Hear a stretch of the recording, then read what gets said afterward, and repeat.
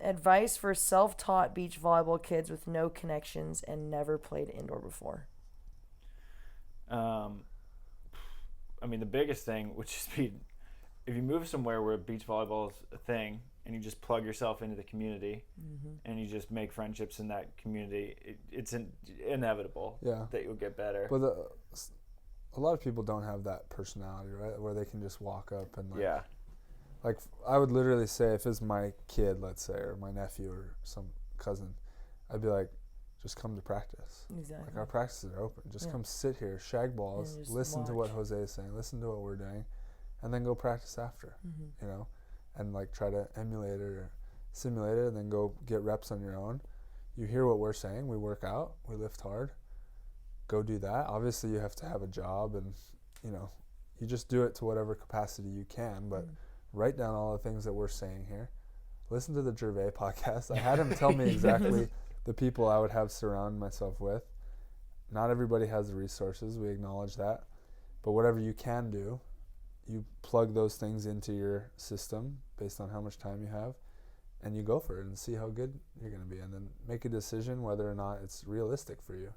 But, I mean, yeah, you're behind by not having volleyball reps. In this day and age, if you're a girl, you didn't get to play college ball, you're behind. Men, historically, for men, if you didn't play college indoor, you're behind. You know, Sean Rosenthal's like one of the only ones that, well, I guess there's a lot of Jake, I didn't really Phil, play Nick, indoor. Jake. Yeah. Phil, Nick, and Jake. Yeah. So, and Rosie. So Yeah. there's a lot of our Olympians. Well, there you go. Yeah. But for me, I feel like my confidence came from, playing growing up. And I would have been good either way. Yeah.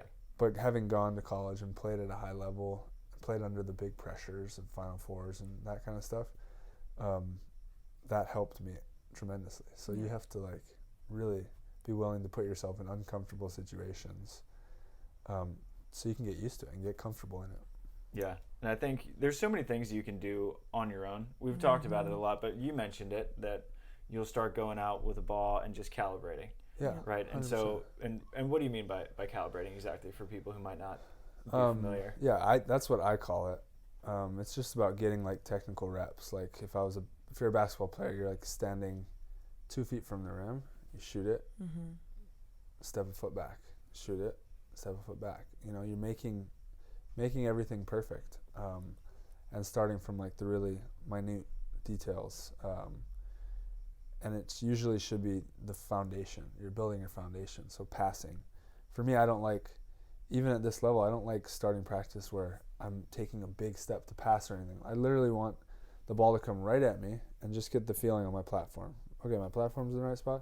Now I'll step half a step right, half a step left, and then I just move it out from there. So when I do calibration practices, it's like that, or like arm swing where I'm standing and serving balls. Trying to hit targets, yes, but also just making sure my arm's going in the right track, getting the right contact. It's all that small stuff. Yeah, and you can do, calibrations against a wall. Like you can That's how pass I against started a wall forever. When I was out with my autoimmune stuff. I was setting into a basketball hoop, which is a great, like I didn't realize how hard it was. Yeah. I didn't realize how inaccurate we actually are as setters. Like we do not, like it's really hard to set into a basketball hoop. But that was great reps for me. And then I was hitting against the wall, different angles, right? So my hand coming down to like my right pocket, kind of down to my left pocket, different contact areas, making sure it's high. I'm making sure I'm getting that pop off the ball on my hand, stuff like that. Yeah. It's like say you're new to a community or you just don't want to like reach out because maybe you're self-conscious about your maybe lack of skill set.